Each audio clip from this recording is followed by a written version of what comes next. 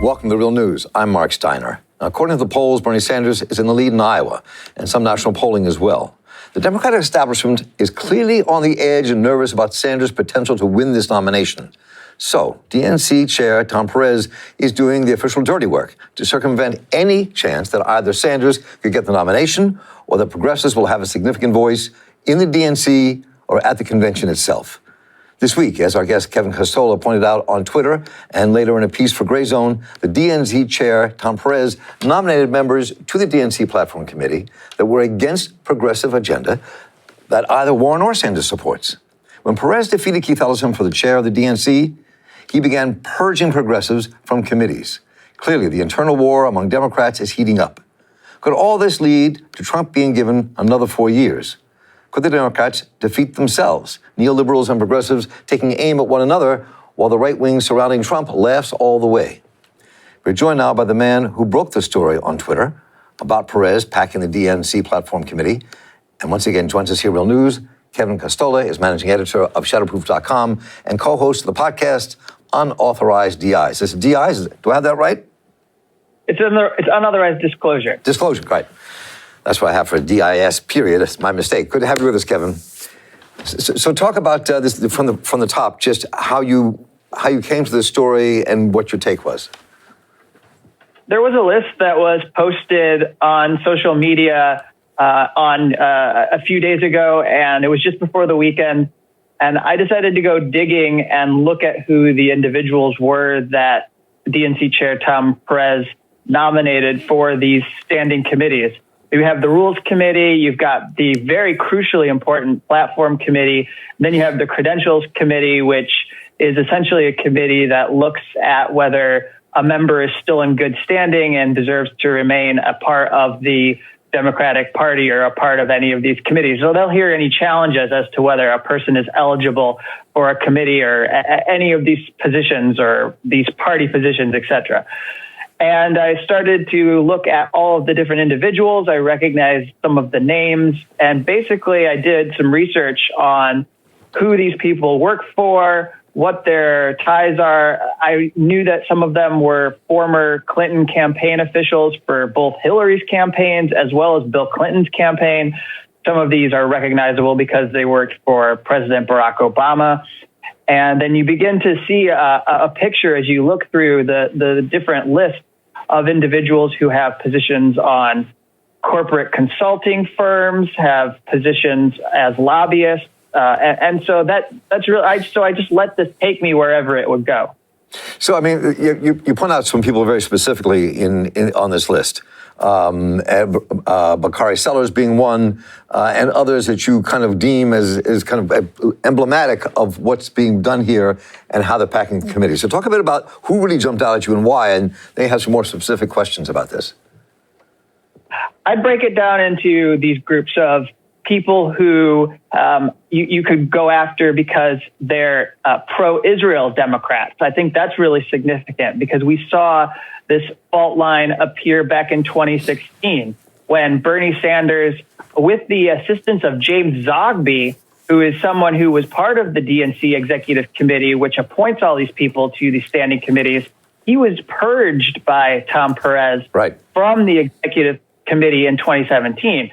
So he was the voice on the Platform Drafting Committee in 2016 for changing some of the language to speak to the humanitarian crisis that was going on in Gaza, to acknowledge that there is an Israeli military occupation.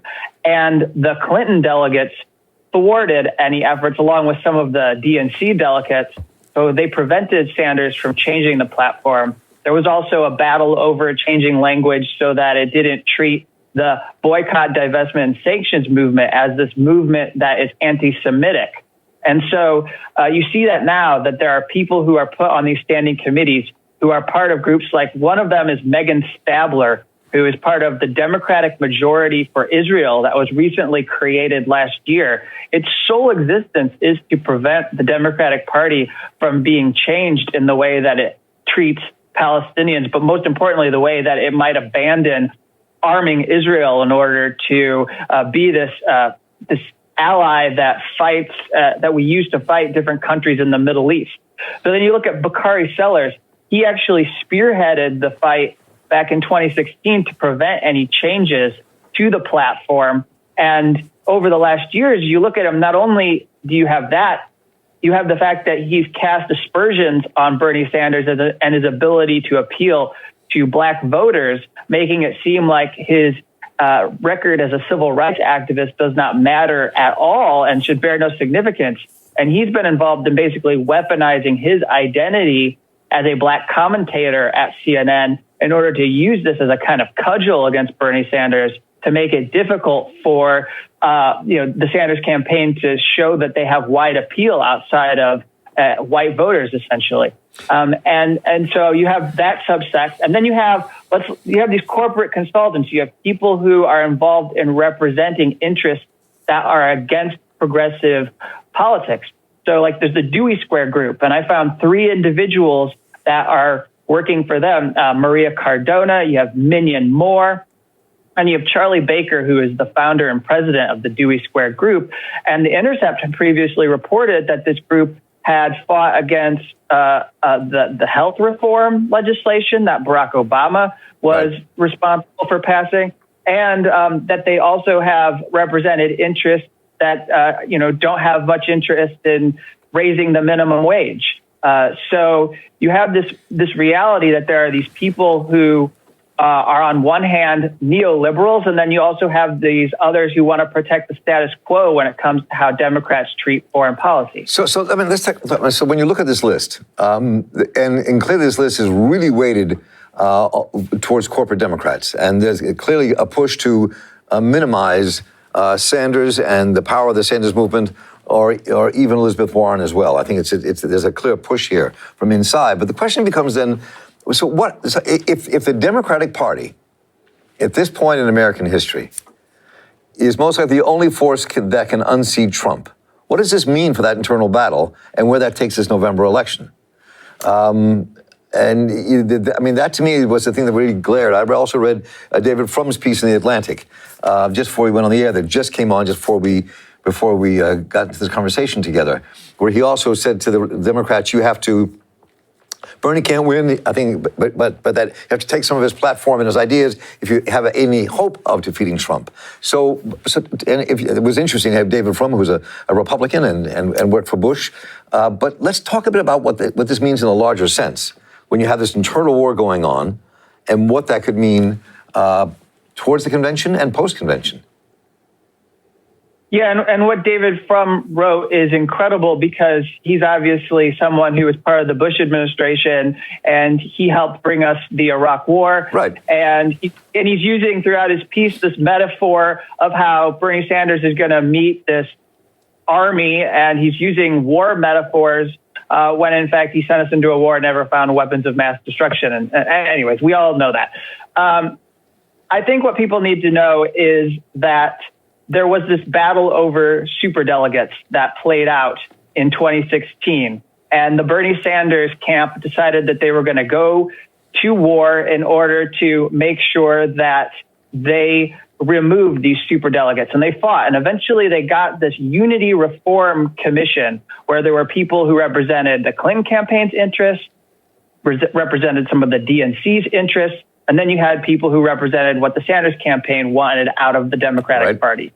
And they ended up diminishing the power of superdelegates.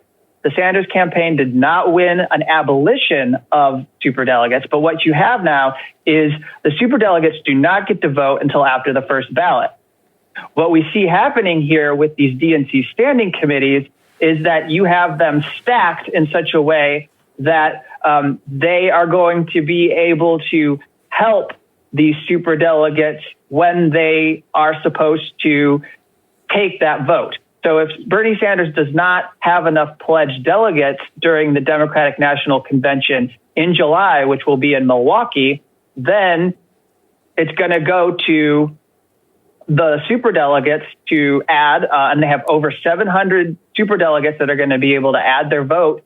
And none of them are supposed to or required to vote the way in which their state voted. So they can vote against Bernie Sanders if they come from a state where Bernie Sanders won.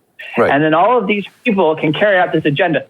But even if Bernie Sanders becomes the nominee, the other struggle that you see is that they could thwart his agenda in the platform.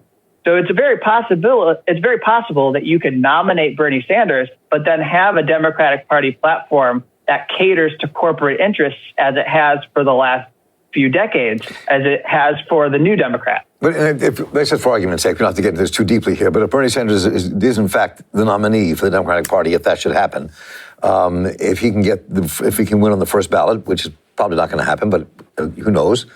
If he was a nominee, he could do whatever he wanted to. He doesn't have to listen. Nobody listens to the platform once they're out and running in the field. They're running on what they believe in, and they're pushing as hard as they can to win.